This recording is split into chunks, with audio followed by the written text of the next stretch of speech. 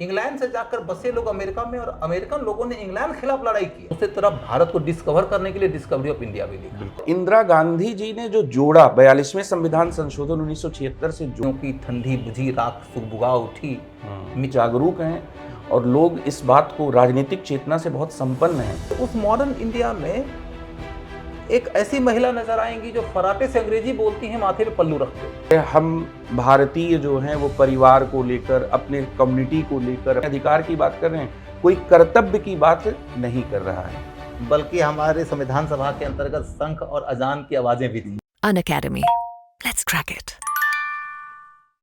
नमस्कार दोस्तों, हम लोग पॉडकास्ट के अंदर एक सीरीज चला रहे हैं कि वो मुद्दे जो कि इंसान के जीवन को बहुआयामी तरीके से और गहराई से प्रभावित करते हैं, जैसे कि कोई विचारधारा, और यदि वो हमारे सिलेबस को भी मल्टी डायमेंशनली प्रभावित करे तो उसके ऊपर आपकी समझ गहरी होनी चाहिए। यदि उसकी समझ गहरी होगी तो न सिर्फ आप अपने विषयों की सामान्य जानकारी के आधार पर उत्तर गढ़ लेंगे, बल्कि यदि थोड़ी अच्छी जानकारी होगी तो आपकी कलम कलाकारी करेगी। आपके अंदर एक एक्स फैक्टर आ जाएगा। उसी एक्स फैक्टर के मद्देनजर हम इस चर्चा में अधिकार के मुद्दे को उठाएंगे। अधिकार, आप लोग आसपास की चर्चाओं में देखते होंगे, महिलाओं का अधिकार, पर्यावरण संबंधित अधिकार, आर्थिक क्षेत्र में अधिकार, कई तरह के अधिकार है। दलितों का अधिकार, राजनीतिक अधिकार, वैधानिक अधिकार, संवैधानिक अधिकार, मौलिक अधिकार, मानवाधिकार, इतने तरह के अधिकार हैं। तो हम क्यों न इस कॉन्सेप्ट को समझें कि अधिकार क्या है, और ये समझने की कोशिश करें कि अधिकार की विचारधारा ऐतिहासिक रूप से कैसे आगे बढ़ी है और किस तरीके से हमने उसे अपने संविधान के अंदर पिरो दिया है, और इसके रास्ते आपकी संभावनाओं के पंख खुल गए।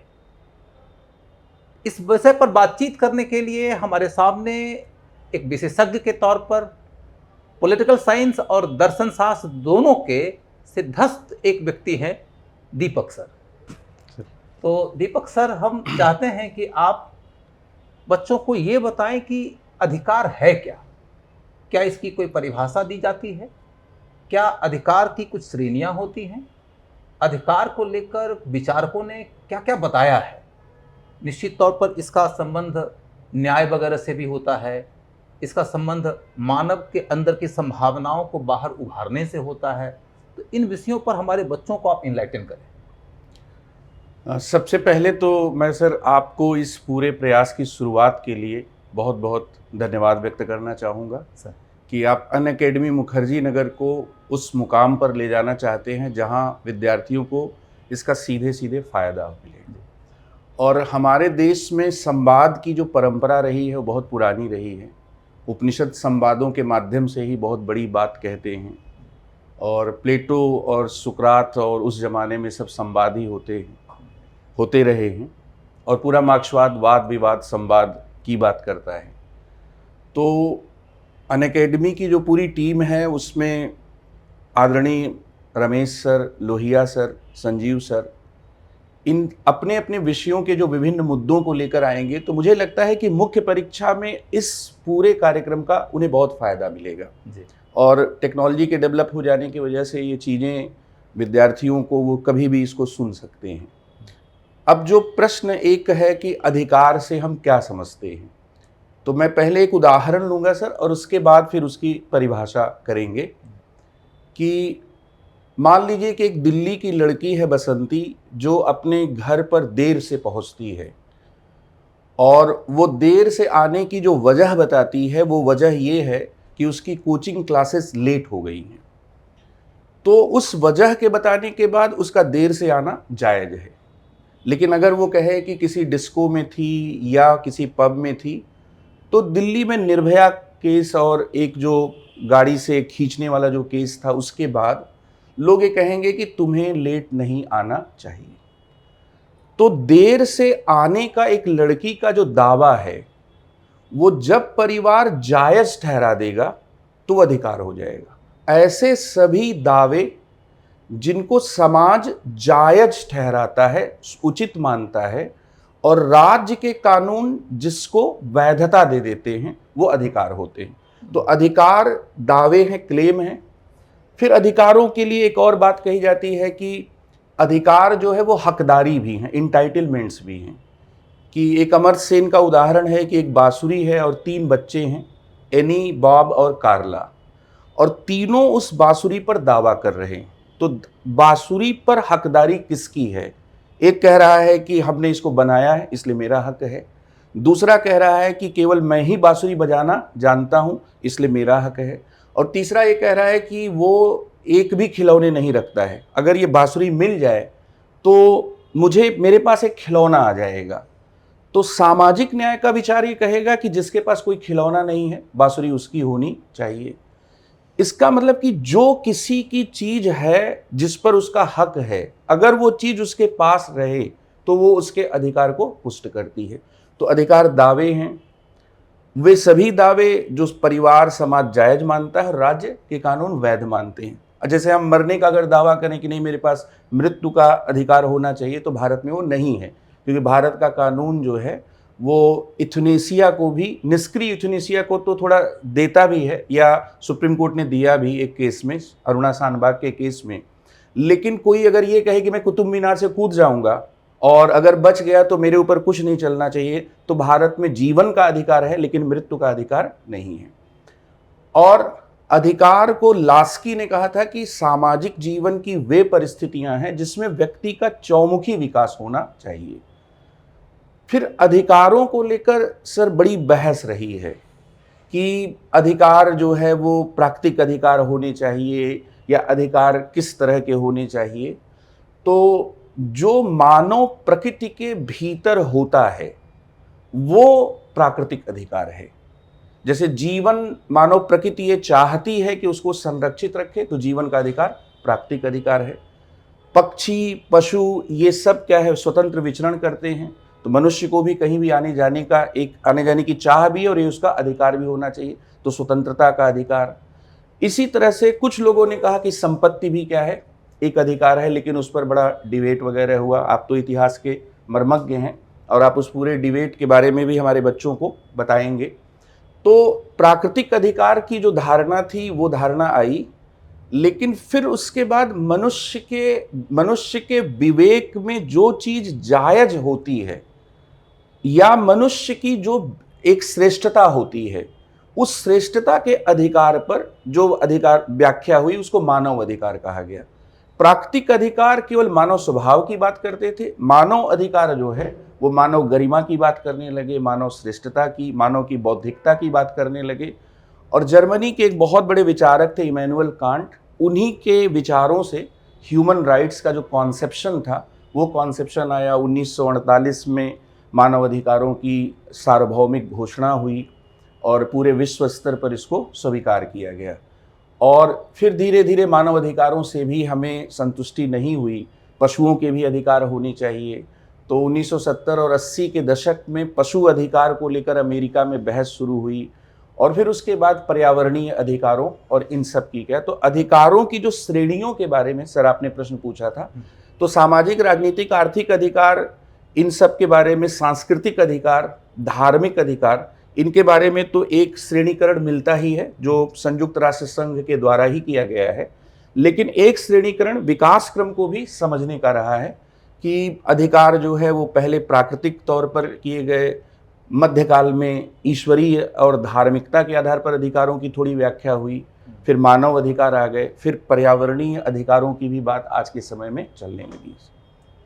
बहुत डिटेल्ड और बहुत ही इंसाइटफुल जानकारी दिया सर आपने। जैसा अभी आपने कुछ देर पहले कहा कि हमारे यहाँ जीने का अधिकार है लेकिन मरने का अधिकार नहीं है। हाँ। और हम यदि अपने इतिहास के पन्ने पलट कर देखें तो आधुनिक काल के पहले इंसान को जीने का भी अधिकार नहीं था। बिल्कुल। कहते हैं कि इंसान जो था वह एक दायित्वशील प्राणी था, लेकिन कर्तव्य से वंचित कर दिया गया था। बिल्कुल। और अधिकारों की शुरुआत उसे प्रबोधन की विचारधारा और अमेरिका और फ्रांस जैसी क्रांतियों के रास्ते से मिलती है। और इस क्रम में हमने सर एक विचारक को पढ़ा, लॉक। लॉक जिन्होंने कि नेचुरल राइट का विचार दिया और उसी रास्ते लिबरलिज्म का पूरा आइडियोलॉजी डेवलप होता है। उसी नेचुरल लॉ के सिद्धांत को फिर अमेरिकन क्रांति के बाद के संविधान में बिल ऑफ राइट्स में लाया गया जी। फ्रांस की क्रांति के बाद उसे rights of man and citizen के तौर पर लाया गया जी। भारत के संविधान में वही फंडामेंटल राइट हो जाता है। तो हम ये समझना चाहेंगे कि नेचुरल राइट और सरकारों ने संविधानों के माध्यम से नागरिकों को जो अधिकार दिया, उन दोनों के बीच में अंतर क्या है? सर, नेचुरल राइट्स की जो अवधारणा थी वो क्या थी? संकुचित थी, और उसका जो औचित्य था, जस्टिफिकेशन जो था, वो इस आधार पर था कि बाह्य प्रकृति और मानव प्रकृति में जो चीज़ें मौजूद रही उनको अधिकारों के रूप में स्वीकार कर लिया जाए। लॉक, हॉब्स, रूसो, इनको हम जब पढ़ते हैं तो उनका जो जस्टिफिकेशन आता है वो यही आता है कि ह्यूमन नेचर से जोड़कर उसको एक्सप्लेन करते हैं। लेकिन जो आज की जो मतलब उसके बाद जो अधिकारों की धारणा आई, तो वो एक तो है कि ह्यूमन नेचर तक सीमित नहीं है। ह्यूमन नेचर के बजाय सभी के बारे में सोचते हुए, और पशुओं की तुलना में सभी इंसानों के पास विवेक होता है और वो चीज़ों को सोच समझ सकते हैं। तो जो ये कहा गया कि सभी मानवों को स्वतंत्र और समान होना चाहिए, और जो हमारे मानव अधिकारों की घोषणा में सबसे पहले क्या कहा गया, तो स्वतंत्रता और समानता की जो बातें की गई, उन बातों का कॉन्टेक्स्ट और उनका जस्टिफिकेशन पूरा बदल गया। ठीक है। एक दूसरी बात है कि अधिकारों को लेकर हमारे कॉन्स्टिट्यूएंट असेंबली में, संविधान सभा में मूल अधिकारों को लेकर एक डिबेट हुआ, और डॉक्टर भीमराव अंबेडकर से कहा गया कि ये आपने कौन से अधिकार रखे हैं, इस पर इतने आपने प्रतिबंध लगा दिए। तो उन्होंने जवाब दिया कि अधिकार की धारणा को प्रतिबंधित और अप्रतिबंधित होने से हम नहीं देख सकते। अधिकार राज्य ही देता है और राज्य उस पर प्रतिबंध लगा सकता है। तो जो प्राकृतिक अधिकार थे उनको राज्य को सीमित करने के लिए माना गया, लेकिन जो मूल अधिकार और जो आज के जो अधिकार हैं वो राज्य के विधि की देन है। तो ये दोनों में क्या है, एक मतलब दो बिंदुओं पर अंतर है। एक तो उनका जो औचित्य था अलग था, और दूसरा राज्य के जो पॉइंट है उन पर सर अंतर रहा है। मतलब हम इस तरीके से कह सकते हैं कि लिबरलिज्म ने सॉवरेनिटी को राजा के हाथ से निकाल के जनता को सौंप दिया। बिल्कुल। और जनता के प्रतिनिधियों के माध्यम से संविधानों का निर्माण होने लगा, और जनता के प्रतिनिधियों ने ही उस राज्य का निर्माण किया जिस राज्य ने नागरिकों को संविधान के माध्यम से अधिकार दिया। बिल्कुल। यानी कि अधिकार राज्य ने दिया के बजाय हम ये कह सकते हैं कि उस राज्य ने दिया जिसका निर्माण इसी मानव ने किया। बिल्कुल सर। और मानव ने अपने कलेक्टिव इंटरेस्ट को ध्यान में रखते हुए मानव को जो अधिकार दिया, उस अधिकार को एब्सोल्यूट नहीं रहने दिया। बिल्कुल। क्योंकि यदि उसका अधिकार एब्सोल्यूट हो जाएगा तो वो एनार्किक हो जाएगा। जी। तो कहते हैं कि तुम्हारी स्वतंत्रता वहीं सीमित हो जाती है जहां तुम्हारी छड़ी मेरे नाक को टच करने लगती है। बिल्कुल। और इसलिए रिस्ट्रिक्शन लगाना जरूरी है, लेकिन रिस्ट्रिक्शन को रीजनेबल होना चाहिए। बिल्कुल बिल्कुल। तो यदि हम रीजनेबल रिस्ट्रिक्शन के विषय से आगे बढ़ते हैं सर, तो हम ये समझना चाहेंगे कि आप जब एक पॉलिटिकल साइंटिस्ट के तौर पर देखते हैं, और आप चूंकि दार्शनिक भी हैं, तो हमारे संविधान के अंदर जो अधिकार की संकल्पना है वो वेस्टर्न कॉन्स्टिट्यूशन के अधिकार की संकल्पना से एकदम एक जैसी है या कुछ भिन्नताएं भी हैं? सर, उसमें भिन्नताएं भी हैं। सर, वही तो हम जानना चाहते हैं। भारत का जो संविधान है वो दुनिया के कुछ गिने चुने संविधान में से है जहां पर सामुदायिक अधिकार भी दिए गए जो पश्चिमी विरासत में शामिल नहीं थे। उदारवाद ने, सर आप इतिहास में वो पढ़ाते भी हैं कि उदारवाद ने सामंतवाद के खिलाफ लड़ाई लड़ी, और सामंतवाद में राजा और सामंत के अलावा और किसी के पास कोई अधिकार थे नहीं।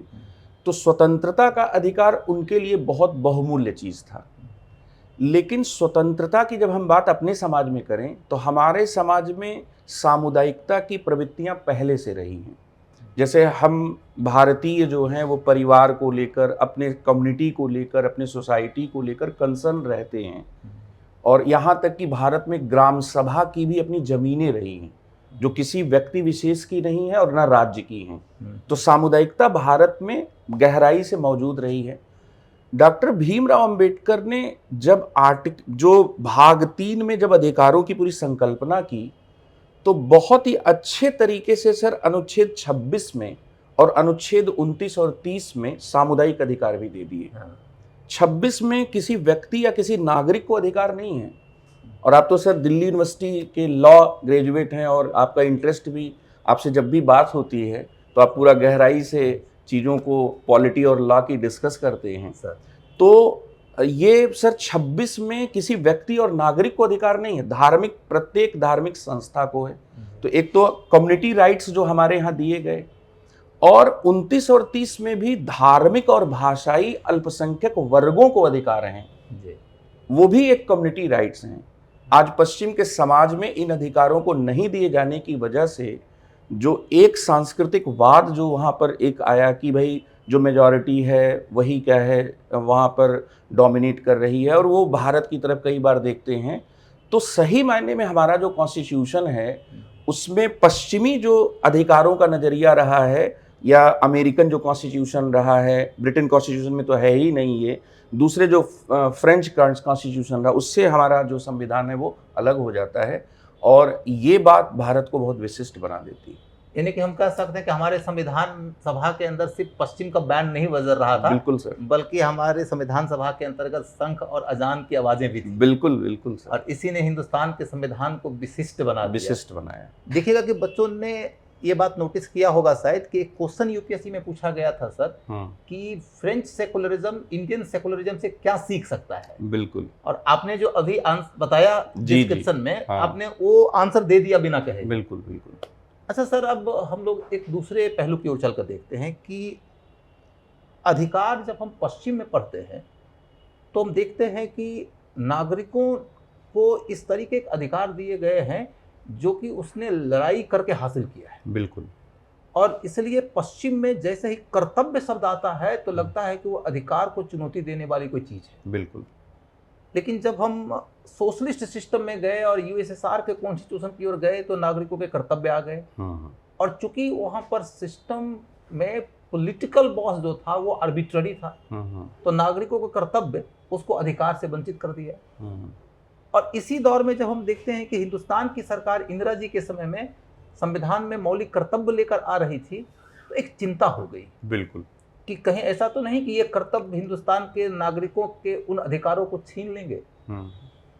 लेकिन हमारा ऐतिहासिक अनुभव ये सिद्ध कर रहा है कि ऐसा हुआ नहीं जी। तो वो कौन सी बात है कि सर हिंदुस्तान के संविधान ने और हिंदुस्तान के समाज ने अधिकार और कर्तव्य दोनों को पचा लिया? एक तो कारण सर ये रहा है कि सामुदायिकता जो है समानता और कर्तव्य की तरफ जाती ही जाती है। और विनोबा भावे और महात्मा गांधी से एक डिबेट में पूछा गया था कि आप ये सर्वोदय की प्रेरणा कहाँ से लाते हैं, तो उन्होंने कहा कि सर्वोदय और समाजवाद भारत में पहले से मौजूद रहा है, और हमारे यहाँ कहावत है कि सबय भूमि गोपाल की। सारी जो ज़मीन है वो क्या है, तो ज़मीन अगर ईश्वर की है तो फिर उसमें बंटवारे का सवाल भी उसी के आधार पर होगा।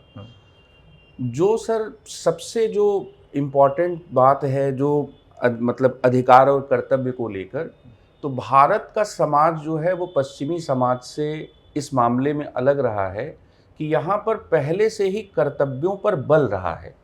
व्यक्तिवाद, स्वतंत्रता और अधिकार, ये तीनों चीज़ें पश्चिमी समाज में जितनी मौजूद रही हैं भारत के समाज में नहीं रही। जैसे एक उदाहरण से बच्चों को समझने में मदद मिलेगी कि अगर कोई आईएएस में सिलेक्ट हो जाता है और सिलेक्ट हो जाने के बाद अपने परिवार को, माता पिता का ध्यान नहीं रखता है, उनकी देखभाल नहीं करता है, तो रिश्तेदार, परिवार, सारे लोग उसकी आलोचना करते हैं।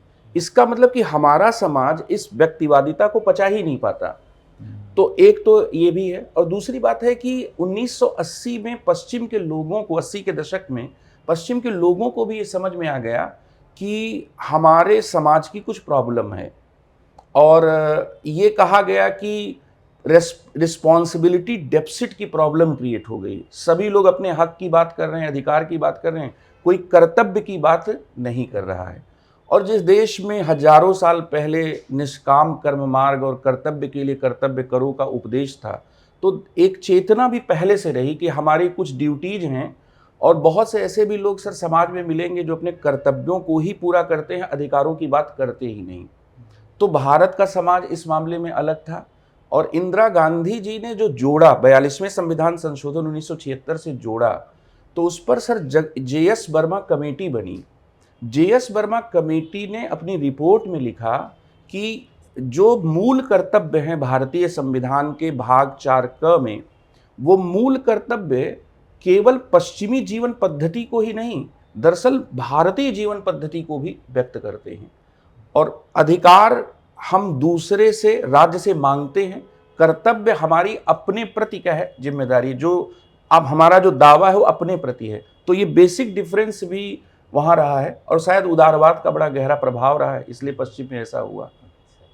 मैं सर एक इंटरेस्टिंग बात बताता हूँ कि एक सेशन हमने किया था रमेश सर के साथ में कैपिटलिज्म के ऊपर। जी जी तो कैपिटलिज्म वाले में रमेश सर ने मुझसे एक क्वेश्चन पूछा था जी कि कैपिटलिज्म और एथिक्स का क्या नाता है। जी तो उसमें हमने एक मुद्दा उठाया था हाँ कि पश्चिम में कैपिटलिज्म ने आधुनिकता के रास्ते को प्रशस्त किया, और जब कैपिटलिज्म के रास्ते अब आगे बढ़ते हैं तो हम देख रहे हैं कि उसमें राइट प्रोन आइडियोलॉजी है, बिल्कुल। वो मेटेरियलिस्टिक आइडियोलॉजी है, हाँ उसका एथिक्स से नाता नहीं है। जी जी और जब हम दायित्व की बात करते हैं तो दायित्व सबसे पहले अंदर से उपजता है। जी दायित्व को फिर आगे चलकर हम जब डेवलप होते हुए देखते हैं तो वो सामाजिक विधान में तब्दील हो जाता है, बिल्कुल। वही नैतिक विधान बन जाता है। जी जी और उसी से हमारा पूरा का पूरा सामुदायिक जीवन चलता रहता है। जी और इसी वजह से हम लोगों के अपने देश में देखा गया है कि कहा जाता है कि अधिकार तो दायित्व की संतति है। बिल्कुल। जब आप सैकड़ों दायित्व निभाते हैं तो जाके एक अधिकार मिलता है। जी जी तो हमने हजारों साल तक अधिकारों के जस्टिफिकेशन के लिए दायित्व के ऊपर ज्यादा बल दिया था। बिल्कुल। हमारा जैसा कि आपने बताया कि उपनिषद यही सिखाता है, बुद्धिज्म यही सिखाता है, जैनिज्म यही सिखाता जी है, जी धर्मशास्त्र से लेकर अर्थशास्त्र तक सब यही सिखाता है। जी जी और इस वजह से हमने जब दायित्व अपनाया तो हम यूरोप की उंगली पकड़ के नहीं चल रहे थे। बिल्कुल। और आपने जैसा कि बताया, और आपको फिर एक बात बताऊं सर कि अभी आपने जो बताया ना कि जे.एस. वर्मा साहब ने क्या इंटरप्रिटेशन किया है, जी ठीक इसके ऊपर मेंस में पॉलिटी सेक्शन से एक क्वेश्चन आया है। बिल्कुल। आपने तो देखा ही होगा। हाँ तो बच्चों, आप ये समझने की कोशिश करिए कि ये वो चर्चा है जिसमें बात बात में ही कोई ऐसा क्लू मिल जाएगा जिससे कि आप एक पूरे के पूरे प्रश्न का उत्तर निकाल लेंगे। और हम इस तरह की चर्चा को लेकर ही इसलिए आए हैं ताकि आपको एक्स फैक्टर मिल सके। सर, अब जब हमने दायित्व और अधिकार के बीच की व्याख्या को देख लिया तो हम फाइनली इस जगह पर यहाँ से कंक्लूड कर सकते हैं कि यदि हम दायित्व के बिना अधिकार लेकर आ जाते हैं तो डेमोक्रेसी बेसिकली डिरेल्ड हो जाता है। बिल्कुल। और यदि हम अधिकार के बिना दायित्व दे देते हैं तो फिर डेमोक्रेसी होता ही नहीं, डिक्टेटरशिप हो जाता है। जी जी हमारा संविधान पश्चिम से इस मामले में ज़्यादा बेहतर है क्योंकि हम संतुलन पर टिके हुए। बिल्कुल। अब सर, मैं आपसे एक नए दिशा में ले जाकर सवाल पूछना चाहता हूं कि अधिकारों का लगातार विस्तार हो रहा है। जी शुरुआत जब हुई थी तो नेचुरल राइट की बात हुई, जी जी बस बुनियादी बातें होती थी, संपत्ति का अधिकार, जीने का अधिकार, अभिव्यक्ति का अधिकार, यही बातें होती थी। लेकिन दिन ब दिन हम देख रहे हैं कि अधिकारों का विस्तार हो रहा है। जी तो इस विस्तार के लिए क्या क्या फैक्टर जिम्मेदार हैं, कहाँ कहाँ विस्तार हुआ, आपको और किधर विस्तार भविष्य में संभव दिखता है, उस विषय पर हमारे बच्चों को सर इनलाइटन करें। सर, इसमें बहुत बड़ा जो कारण रहा है वो सर्वोच्च न्यायालय की उदार व्याख्या रही है। और हमारे सर्वोच्च न्यायालय ने अधिकारों को बहुत विस्तृत कर दिया। खास तौर पर जो उसने अनुच्छेद 21 की व्याख्या की, तो उसमें जो उसने व्यक्ति की स्वतंत्रता को या व्यक्ति के जीवन शब्द की जो व्याख्या की, तो जीने का मतलब कुत्ते बिल्ली की तरह जीना नहीं है। जीने का मतलब है मानवीय गरिमा के साथ जीना। जीने का मतलब ये नहीं है कि प्रदूषित हवा में जीना है। जीने का मतलब है स्वच्छ हवा में जीना। तो इसका सबसे बड़ा जो श्रेय है वो भारत के उच्चतम न्यायालय को है, और इसी साल यूपीएससी ने इसको केंद्र में रखकर सवाल भी पूछा। भारतीय संविधान के अनुच्छेद 21 में विधि द्वारा स्थापित प्रक्रिया शब्द जापान के संविधान से लेकर जोड़ा गया, और संविधान सभा में इस पर खूब बहस भी हुई, और अमेरिकन संविधान को हमने नहीं उसमें मॉडल बनाया। लेकिन सुप्रीम कोर्ट ने प्रोसीजर्स के बजाय कानून के औचित्य पर, कि कानून ठीक है कि नहीं है, इस पर बल देते हुए विधि द्वारा स्थापित प्रक्रिया की व्याख्या मेनका गांधी के केस में विधि की सम्यक प्रक्रिया में कर दिया। और इसको कई जो बहुत बड़े प्रसिद्ध लेखक रहे हैं, डीडी बसु ने कहा कि एक तरह से ये दक्षिणी ध्रुव से उत्तरी ध्रुव की यात्रा हो गई। तो एक तो इसका कारण ये रहा। फिर इसके साथ ही हमारी जो विधायिका रही है, संसद रही है, जैसे उसने शिक्षा के अधिकार को नीति निर्देशक तत्वों से निकाल कर उसने 21A में जोड़ दिया। और इमरजेंसी के समय एक तीसरा कारण है कि इमरजेंसी के समय हमें ये महसूस हुआ कि हमारे अधिकार ऐसे होने चाहिए जिसको सरकारें भी कह कम नहीं कर सकें। तो उसके बाद कुछ उस तरह के मैकेनिज्म 44वें संविधान संशोधन में भी लाए गए। एक ये भी क्या है, एक महत्वपूर्ण बात है। और इसमें सर जैसे एक उदाहरण है कि नोएडा के जो 2 टिन टावर थे सुपरटेक के, उसको सुप्रीम कोर्ट ने पूरे टावर को गिराने का आदेश दिया। बनी बनाई बिल्डिंग, अरबों का खर्चा। इसी तरह से केरल में एक केस हुआ था, समुद्र तट के किनारे एक बिल्डिंग, हाई राइज बिल्डिंग थी, उसको गिराने का आदेश दिया।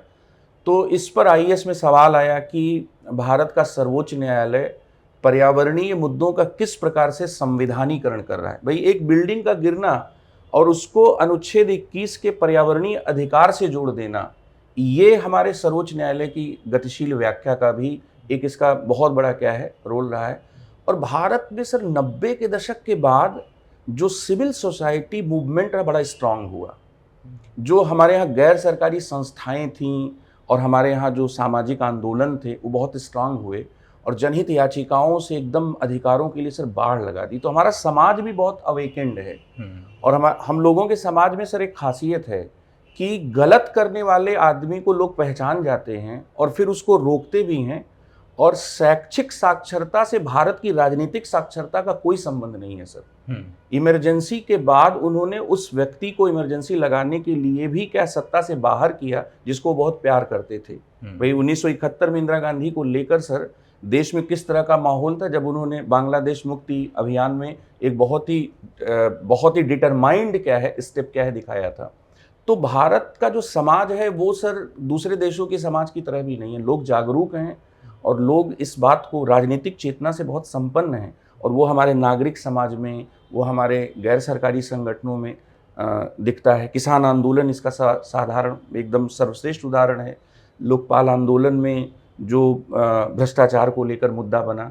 तो इस तरह से क्या है कि हमारे यहाँ लोकतंत्र केवल चुनाव तक सीमित नहीं है सर, कि चुनावी भागीदारी से ही लोकतंत्र की दशा दिशा तय होती है। लोग देखते हैं, जानते हैं, समझते हैं। और आप देख लीजिए कि देश में कुछ भी होता है तो प्रोटेस्ट के रूप में लोग समय निकाल कर वहाँ खड़े हो जाते हैं।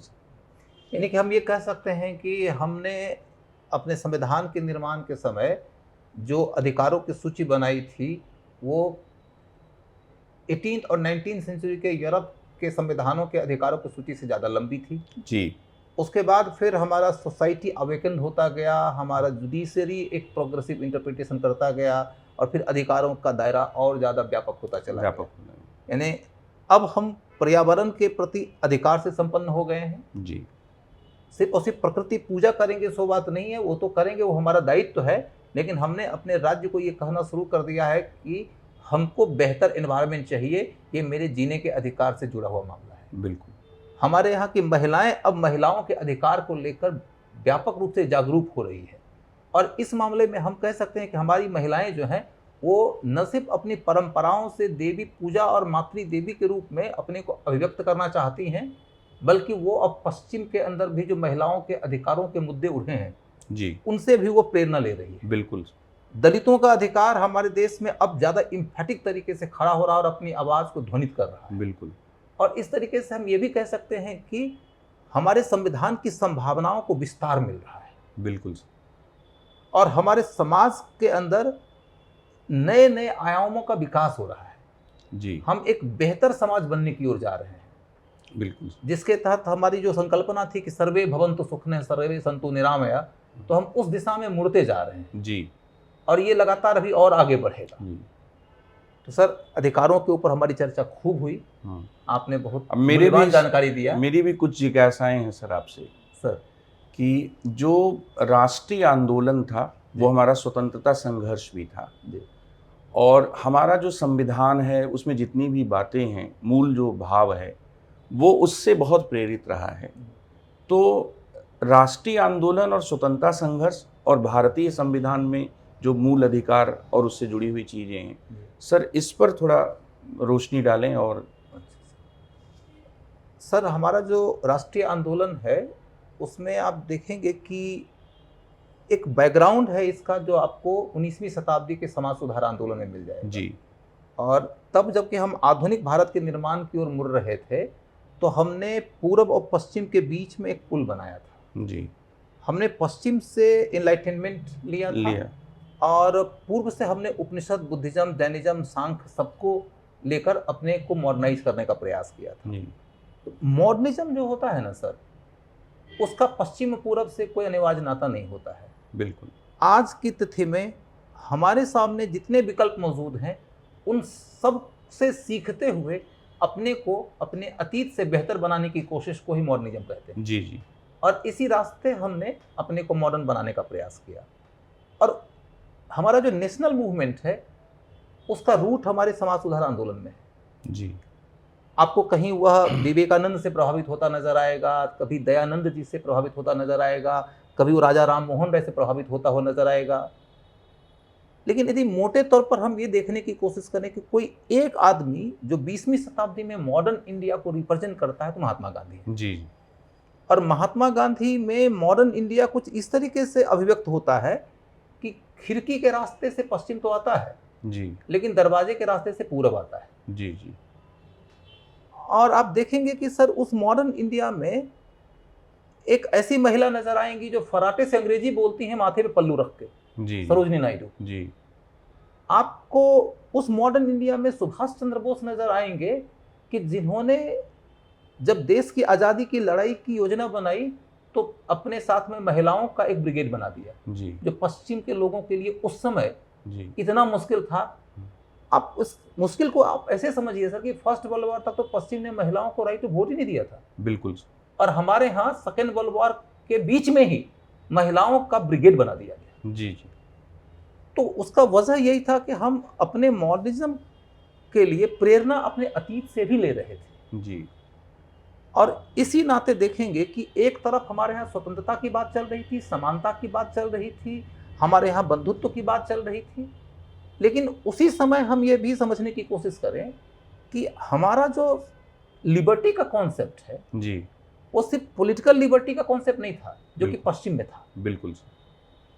हमारे यहाँ स्वराज का कॉन्सेप्ट वेद पर आधारित है, जिसमें ये कहा गया कि पहले तो पश्चिम जाएगा, भारत की आज़ादी आएगी, उसके बाद लोकतंत्र आएगा, उसके अंतर्गत सभी लोगों के लिए कल्याण की व्यवस्था की जाएगी, और अंत में व्यक्ति को इमेंसिपेशन की ओर जाना है। मोक्ष से जुड़ा हुआ है सर हमारी मुक्ति का विचार। समानता के विचार की बात यदि करेंगे सर, तो हमारे यहाँ समानता सिर्फ और सिर्फ जन्म आधारित समानता के विचार तक सीमित नहीं है। पश्चिम की समानता के साथ में समस्या है कि वो या तो लिबर्टेरियन इक्वलिटी की बात करता है या तो वो मार्क्सियन इक्वलिटी की बात करता है, बिल्कुल। और दोनों एक दूसरे के खिलाफ तलवारें खींच के खड़ा है। हमारे यहाँ आइडियोलॉजिकली समानता के विचार को लेकर वो संघर्ष ही नहीं है जी।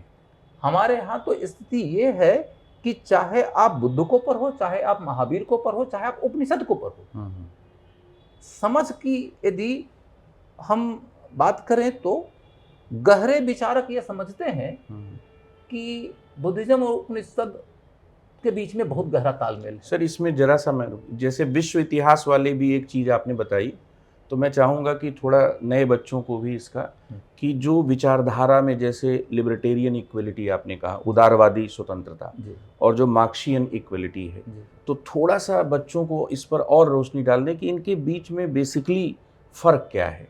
तो सर मैं अपने पुराना जो हाँ। डिस्कशन था उसको कंप्लीट कर जी, लेता हूँ जी। फिर इसके ऊपर आता हूँ। हाँ, तो मैंने ये कहा कि हमारे यहाँ जो इक्वलिटी का कॉन्सेप्ट था, जी। उस कॉन्सेप्ट के अंतर्गत अंतिम लाइन यही है कि हम उस प्रकृति का हिस्सा है जो प्रकृति सबको स्वतंत्र और सबको समान मानती है। बिल्कुल। हम महिलाओं को माता मानते हैं सर, हाँ, हाँ, हम महिलाओं को देवी मानते हैं। हाँ, उन महिलाओं को देवी मानने का कॉन्सेप्ट दुनिया में और कहीं था ही नहीं। बिल्कुल। हम महिलाओं के अधिकार की लड़ाई आधुनिक विचारकों से पढ़ के नहीं सीखेंगे। बिल्कुल। हमने महिलाओं को प्रकृति का हिस्सा माना और उनको देवी मान के उनकी पूजा किया। हाँ, हाँ, और इस नाते जब हम महिला अधिकार की बात करेंगे तो हम निश्चित रूप से बाकियों से आगे निकल जाएंगे। बिल्कुल। अब हम इस विषय पर चलकर देखें कि पश्चिम में जो लिबर्टेरियन इक्वालिटी है वो सिर्फ और सिर्फ ये कहता है कि जन्म आधारित स्वतंत्रता होनी चाहिए हाँ, और समानता होनी चाहिए। हाँ। परिस्थिति का कोई वो, मतलब बात यह है कि आप यदि कुलीन हैं, हाँ, हाँ, आप यदि पादरी हैं, हाँ, मैं यदि किसान हूं, हाँ, हाँ, तो कानून की दृष्टि में तीनों को समान होना चाहिए। हाँ, हाँ, कर लगना चाहिए आय के मुताबिक, हाँ, नियुक्तियां मिलनी चाहिए योग्यता के मुताबिक, हाँ, दंड मिलना चाहिए हाँ, अपराध के मुताबिक। हाँ, हाँ, इसके अतिरिक्त हाँ, हमारे स्टेटस से हम जीवन जिएंगे, आपके स्टेटस से आप जीवन जिएंगे। हाँ, हाँ, यही है लिबर्टेरियन इक्वलिटी का कॉन्सेप्ट। बिल्कुल। उसके अंतर्गत आपके कल्याण के लिए सोचने की जिम्मेदारी मेरी नहीं है हाँ, हाँ, और आपके कल्याण के लिए सोचने की जिम्मेदारी स्टेट की भी नहीं है। हाँ, हाँ, और इस बीच में प्रॉब्लम क्या हुआ कि कैपिटलिस्टिक इंटरवेंशन जब हुआ हाँ, तो इसमें स्टेट को ऐसे डेमोक्रेसी के रूप में गढ़ा गया जो ओलिगार्की था, बिल्कुल। अल्पतंत्रीय था, क्योंकि राइट टू वोट रखा गया सिर्फ और सिर्फ उनके लिए जो धनी मानी थे। हाँ, हाँ, हाँ, नतीजा ये निकल कर आया कि in the name of democracy हाँ, हमने पश्चिम में ओलिगार्की को डेवलप होते देखा। हाँ, हाँ, इसके काउंटर के तौर पर जब हम समाजवाद को उभरते हुए देखते हैं, हाँ, हाँ, वो इकोनॉमिक इक्वलिटी की बात करता है। आर्थिक समान वो ये कहता है कि जब तक की आर्थिक समानता नहीं होगी वास्तविक समानता नहीं होगी। नहीं।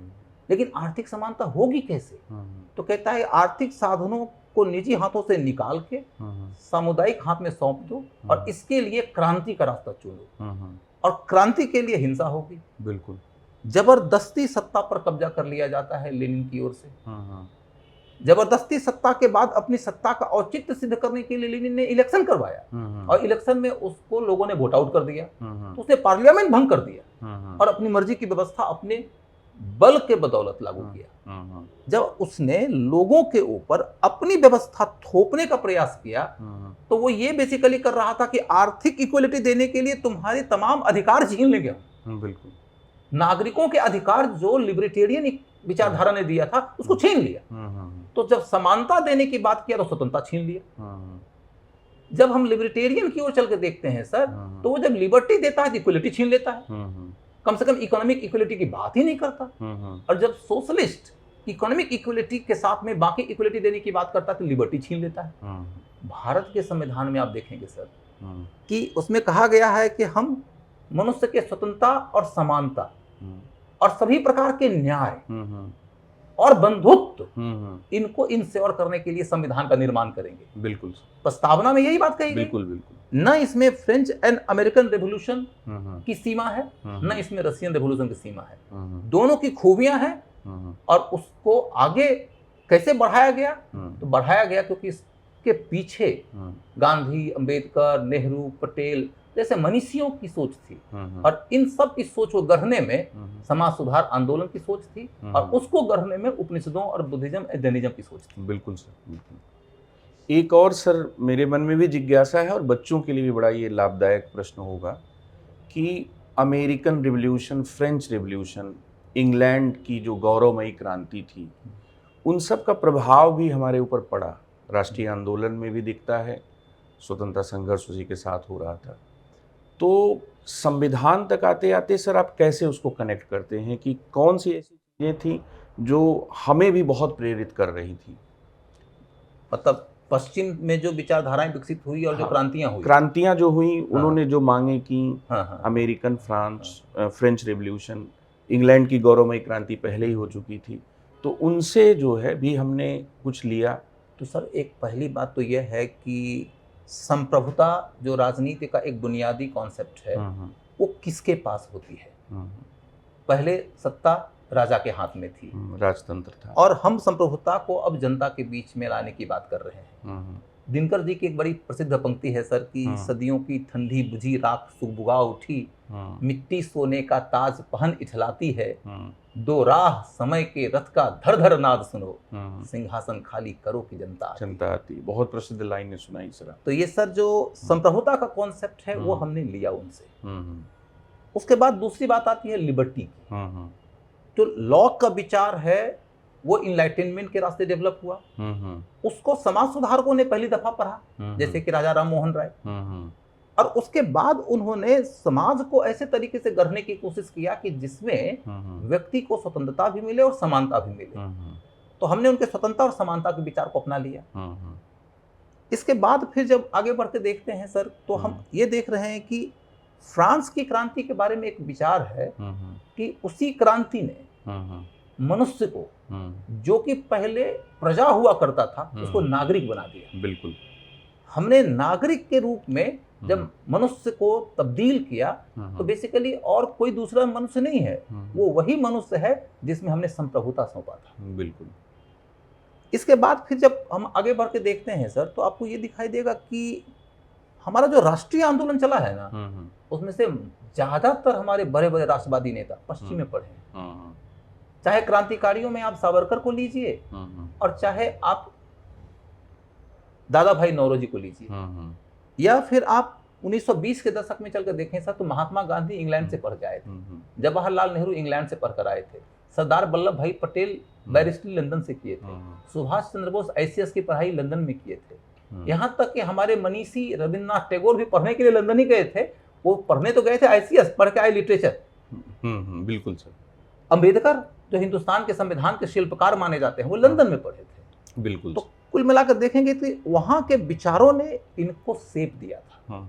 लेकिन इस दौर में आप देखेंगे सर कि एक व्यक्ति जो सबसे ज्यादा मुझे उल्लेखनीय नजर आते हैं वो जवाहरलाल है, जिन्होंने पश्चिम से पढ़कर glimpses of the world history भी लिखा और दूसरी तरफ भारत को डिस्कवर करने के लिए डिस्कवरी ऑफ इंडिया भी लिखा। बिल्कुल सर, बहुत अच्छी बात, बहुत जबरदस्त बात। दूसरी बात आप देखेंगे सर कि डॉक्टर भीमराव अंबेडकर वो एक बड़ी ही स्पेशल एग्जाम्पल है कि जिन्होंने पश्चिम के विचारों को तो अपनाया, लेकिन पश्चिम के विचारों को सर वो ज्योतिबा फूले की तरह नहीं अपनाया। बिल्कुल।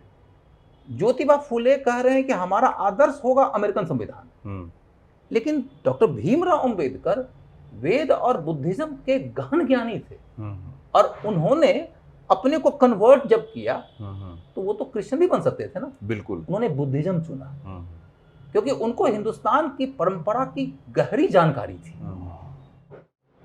और इन सब केसों के बीच में आप देखेंगे कि हिंदुस्तान के अंदर जो 20वीं शताब्दी है उसका सबसे बड़ा मनीषी गांधी है। गांधी के अंदर आपको पूरा का पूरा पूर्वी जीवन पद्धति नजर आएगी और वो पूर्वी जीवन पद्धति को जहां जरूरत पड़ती है खिड़कियों के रास्ते वो पश्चिम से सीख लेता है। बिल्कुल। और सीखने में वो बिल्कुल संकोच नहीं करता क्योंकि वो वेद की उस शिक्षा से बहुत ज्यादा प्रभावित हैं कि let the noble truth come from every corner. Yes, बहुत। यही है सर। एक सर मेरे मन का एक प्रश्न है कि दयानंद एंग्लो वैदिक जी, तो इसमें कुछ पाश्चात्य प्रभाव भी आ रहा है जी, और वैदिक से भारतीय प्रभाव भी आ रहा है जी।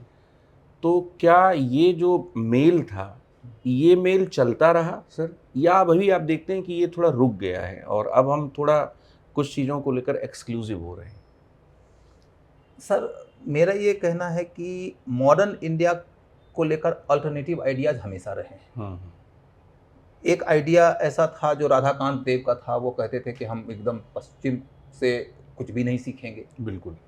दयानंद सरस्वती भी यही कह रहे थे कि हमें पश्चिम से नहीं सीखना है, इसीलिए वो कहते थे कि वेद की ओर चलो। वेद की ओर। दूसरी ओर देखेंगे कि हेनरी विवियन डिरिज्यो थे जो कहते थे कि पश्चिम ही से सीखो तभी आधुनिक बनोगे, पूर्व में तो कुछ है ही नहीं।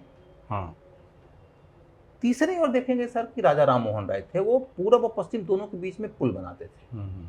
बेसिकली हिंदुस्तान के मॉडर्निज्म की सबसे डोमिनेंट धारा यही थी। अच्छा।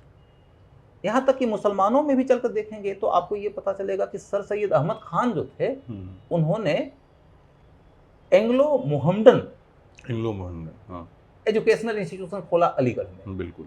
और उस एंग्लो मोहम्मडन के बाद चलकर देखेंगे सर कि आर्य समाजियों के अंदर जब लाला हंसराज और लाला लाजपत राय जी विचार करने लगे कि क्या सिर्फ और सिर्फ वैदिक एजुकेशन से मॉडर्न इंडिया बन पाएगा, तो उनको लगा कि नहीं, ये संभव नहीं है।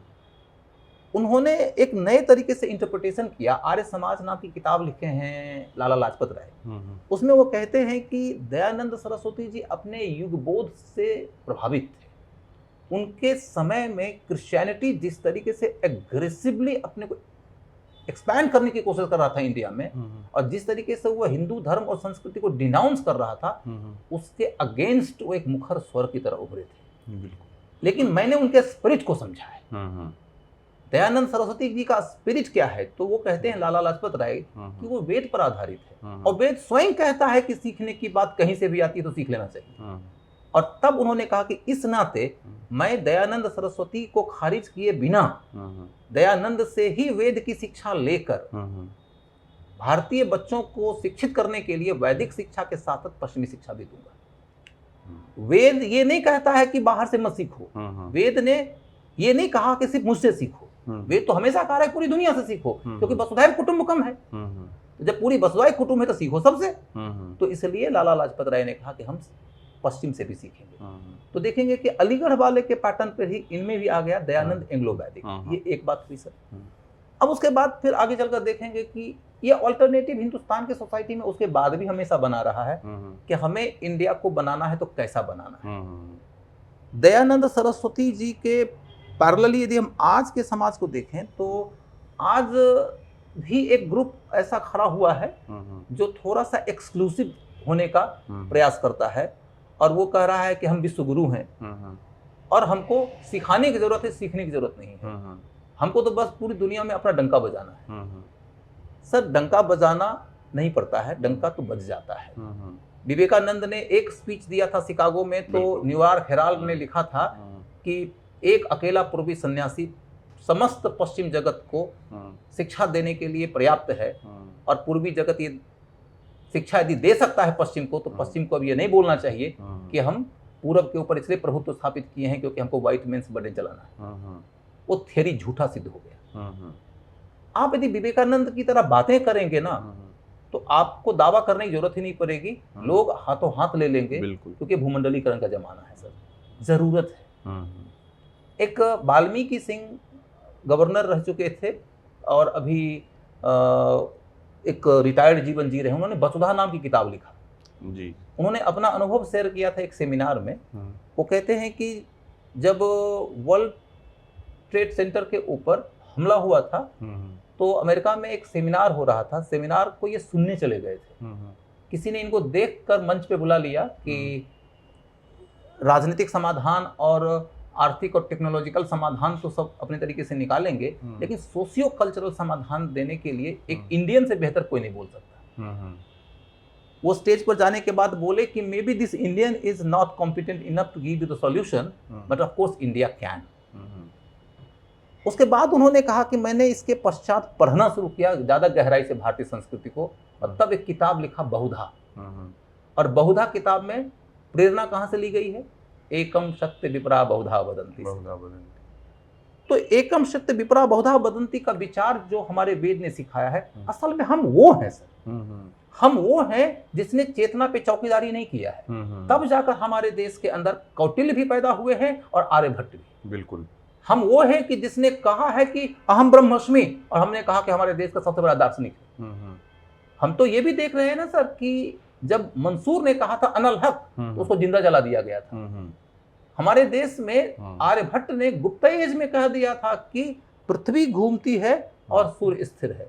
ये बात जब 15वीं शताब्दी में कहा कोपरनिकस, उसको कैद कर लिया गया। ब्रूनो ने कहा तो उसको जिंदा जला दिया गया। गैलीलियो ने तो दूरबीन से दिखा दिया, और तब उस गैलीलियो पे मुकदमा चला और कोर्ट में डर के मारे उसने कह दिया कि मेरा दूरबीन झूठ बोलता है। सूर्य घूम रहा है, पृथ्वी स्थिर है। हम्म, पश्चिम इस तरीके से बातें किया है, हम किस तरीके से बातें किए हैं। हम्म, हमारी विशेषता सर तर्कशीलता में है, हम्म, शास्त्रार्थ में है, हम्म, इम्पोजिशन में नहीं है। हम्म, हम खुद को ही नहीं समझ पा रहे हैं। सर आपने अमर सेन की बात कह दी। जी अमर सेन ने भी आर्गुमेंटेटिव इंडियन जी, में जी। पूरा इतिहास से यही बताया है जी कि तर्क करना जो है हम लोगों की खासियत है। विशेषता जी, है। तो सर मेरा बच्चों के लिए एक प्रश्न है कि हम लोग जैसे संविधान की बात कर रहे हैं, इतिहास की भी बात उससे जोड़ दे रहे हैं, तो जो हमारे नए बच्चे हैं वो इस अंतर अनुशासनात्मक समझ को कैसे विकसित करें, उनको थोड़ा डर ना हो, वो थोड़ा सीढ़ी के सहारे थोड़ा इस लेवल पर पहुंचे, ये मैं जानना चाहता देखिए सर, बात यह है ना कि पहली तो बात यह होती है कि बच्चों को यह समझना है कि हमारे लिए ज़रूरी है। हूँ। वो आसान है कि मुश्किल है, रोचक है कि नीरस है, इनसे ज़्यादा इम्पोर्टेंट बात यह है कि वो अनिवार्य है। बिल्कुल। आप देखेंगे सर कि क्वेश्चन कैसा आ रहा है कि हम्म। भारतीय संविधान में समाजवाद शब्द की अब क्या प्रासंगिकता है। समाजवाद की विचारधारा पढ़ना है वर्ल्ड हिस्ट्री में, बिल्कुल। हाँ, क्वेश्चन आ रहा है संविधान संविधान में। में। हाँ, दोनों को जोड़ के ही कोई लिखेगा तभी आंसर लिख पाएगा। बिल्कुल। क्वेश्चन सर ये आ रहा है कि जो हमारी राष्ट्रीय राजनीति की लड़ाई चली है आंदोलन के दौरान, उसमें पश्चिम से आकर बसने वाले लोगों के योगदान का मूल्यांकन कीजिए। भारतीय राष्ट्रीय आंदोलन में सामान्य तौर पर कोई भी विद्यार्थी इस तरह की चीजें नहीं पढ़ता है। किताबों में भी नहीं आपको लिखा हुआ मिलेगा। बिल्कुल बिल्कुल। लेकिन ये जोड़ा क्यों गया क्वेश्चन में? हम्म। क्योंकि वर्ल्ड हिस्ट्री सिलेबस में जोड़ा गया। दुनिया के कई सारे ऐसे देश हैं जो उपनिवेशवाद के खिलाफ लड़े हैं, तो उसकी लड़ाई के अंदर वहां के स्थानीय लोगों की भूमिका निर्णायक नहीं है। इंग्लैंड से जाकर बसे लोग अमेरिका में, और अमेरिकन लोगों ने इंग्लैंड के खिलाफ लड़ाई की है। बिल्कुल। हाँ। तो इसका मतलब क्या हुआ? विदेशों से आकर बसे हुए लोगों ने ही राष्ट्रीय आंदोलन चलाया। यही कनाडा में हुआ, यही ऑस्ट्रेलिया में हुआ, यही न्यूजीलैंड में हुआ, इंडिया में ये नहीं हुआ। अब हमें बताना है कि इंडिया में विदेशों से आकर बसे हुए लोगों की भूमिका सहायक थी, निर्णायक नहीं थी। बिल्कुल। लेकिन इस तरह की समझ तब बनेगी बच्चों को जबकि वो सभी विषयों की पढ़ाई को जोड़कर देखेंगे। यदि सर वो कल्चर नहीं समझते हैं तो क्या वो उस सवाल का उत्तर लिख सकते हैं जिसमें ये प्रश्न पूछा जाता है कि भारतीय संविधान में जो दायित्व दिया गया है मौलिक अधिकार के समानांतर, वो भारतीय संस्कृति के रूट पर आधारित है? बिल्कुल। यदि सर हम कल्चर पढ़ते हैं तो हम ये पढ़ते हैं कि हिंदुस्तान की संस्कृति में किस प्रकार से धर्म और दर्शन का विकास हुआ, उसके साहित्य का विकास कैसे हुआ, उसकी शिक्षा का विकास कैसे हुआ, कला का विकास कैसे हुआ। तो वहीं हम उपनिषद पढ़ लेते हैं, वहीं हम बुद्धिज्म पढ़ लेते हैं, वहीं हम जैनिज्म पढ़ लेते हैं, और यही ग्राउंड मिलता है यदि किसी बच्चे को एथिक्स में, तो वह बहुत उसका कंसोलिडेटेड तरीके से अपनी बात कह सकता है। बिल्कुल। आप ये समझ लीजिए सर कि यदि कोई आदमी वर्ल्ड हिस्ट्री पढ़ता है तो उसमें तमाम विचारधाराओं को पढ़ता है। वर्ल्ड हिस्ट्री की वही विचारधाराएं मॉडर्न इंडिया के राष्ट्रीय आंदोलन की धारा बन जाती है। बिल्कुल। और वही संविधान में तब्दील हो जाती है। बिल्कुल। संविधान राष्ट्रीय आंदोलन की उपलब्धि है, और राष्ट्रीय आंदोलन की विचारधारा की रोशनी पश्चिम से भी आई है। बिल्कुल बिल्कुल। इसको कोऑर्डिनेट करने से लोगों की कलम आजाद होगी। हम वर्ल्ड हिस्ट्री पढ़ते हैं सर तो वो एक बैकग्राउंड तैयार करता है। कहते हैं history is the root and politics is the fruit. तो वर्ल्ड हिस्ट्री को पढ़कर हो सकता है कि एक भी क्वेश्चन न मिला हो, लेकिन संविधान बेहतर समझ जाओ। बिल्कुल समझ के। वर्ल्ड हिस्ट्री पढ़ के क्वेश्चन हो सकता है वर्ल्ड हिस्ट्री से डायरेक्ट न मिला हो, लेकिन मॉडर्न सोसाइटी बेहतर समझ जाओगे, और इंटरनेशनल रिलेशन के लिए तो एक पुख्ता आधार हो ही जाएगा। बिल्कुल बिल्कुल। सर कोई यदि पॉलिटिक को गवर्नेंस से सेपरेट कर रहा है तो इसका मतलब है कि वो बेसिकली स्पिरिट निकाल के सुंदर शरीर का सृजन कर रहा है। बिल्कुल। यदि यूपीएससी वाले ने अपने सिलेबस को एक खास ऑर्डर में गढ़ा है, उस ऑर्डर में भी एक साइंटिफिक अंडरस्टैंडिंग है सर। बिल्कुल। कि हिस्ट्री को पहले रखना, ज्योग्राफी को रखना, उसके बाद सोसाइटी को लाना, बिल्कुल, और तब राजनीति को लाना, बिल्कुल, और पहले पॉलिटी को लाना, और उसके बाद में जस्टिस को लाना, फिर गवर्नेंस को लाना। बिल्कुल। क्योंकि गवर्नेंस को सबको लागू करना है। बिल्कुल। और उसके बाद में फिर विज्ञान और economy and environment and ecology और अन्य चीजों को ले आना। बिल्कुल। और जब सब कुछ ले आया तो कहा गया कि ये सब नहीं चल पाएगा ठीक से जब तक एथिक्स नहीं होगा। बिल्कुल बिल्कुल। और एथिक्स के अंदर सब कुछ पढ़ा लिया गया। उसके बाद बोला कि जब तक उसका अप्लाइड पक्ष नहीं पढ़ोगे केस स्टडीज में, तब तक एथिक्स सिर्फ और सिर्फ शास्त्रीय और किताबी बन के रह जाएगा। तो देखेंगे कि सर उसके अंदर सिलेबस बनाने वाले के दिमाग में एक कोऑर्डिनेशन है। उस कोऑर्डिनेशन को बच्चे को एक्सेप्ट करना पड़ेगा पहले, और उसे मानकर चलना पड़ेगा कि यदि हम यूपीएससी पास करना चाहते हैं तो हमें कोहेरेंस को पकड़ना होगा, और कोहेरेंस बच्चों को वही पढ़ा सकता है जो कई वर्षों से पढ़ाने के लिए खुद पढ़ रहा है और तपस्या कर रहा है। बिल्कुल। और उसी को ध्यान में रखते हुए बेसिकली हमने इस तरह का प्रोग्राम शुरू किया है कि जिस टॉपिक की हम चर्चा कर रहे हैं उस टॉपिक के रेलेवेंस का किसी एक सब्जेक्ट विशेष से नाता मात्र नहीं है जी। ये बेसिकली इंटरडिसिप्लिनरी अप्रोच को बच्चों के अंदर डेवलप कर दिया जाए, इसी पर्पस से किया जाने वाला प्रयास है जी। बहुत अच्छे से सर ने बातों को बताया कि कैसे चीज़ों को जोड़ना है और किस तरह से एक अंतर अनुशासनात्मक समझ की ज़रूरत है। और मुझे लगता है कि सर एक अंतिम घोषणा जो आगे के पॉडकास्ट से संबंधित अगर आप कुछ बच्चों को हमारे बताना चाहें तो बताकर हम लोग यहीं पर विराम लेते हैं। तो सब बच्चों के लिए बस यही घोषणा है कि हमारी ये श्रृंखला चलती रहेगी, और इसके अंतर्गत फिर अतुल लोहिया सर आएंगे, संजीव सर आएंगे, फिर हम लोग सब आते रहेंगे, एक के बाद एक टीचर आते रहेंगे, और सप्ताह में कम से कम तो 2 दिन हम पॉडकास्ट के माध्यम से आपके पास में आते रहेंगे। पॉडकास्ट ही नहीं चलेगा, इसके अलावा और भी कई तरह के कार्यक्रम हैं। उन कार्यक्रमों के बारे में अभी मैं आपको नहीं बताता हूं, क्योंकि हमारी स्ट्रैटेजी यह है कि खजाने की सारी बातें एक ही दिन में बताई जाए, धीरे धीरे उसे खोला जाए। धन्यवाद, नमस्कार। An academy. Let's crack it.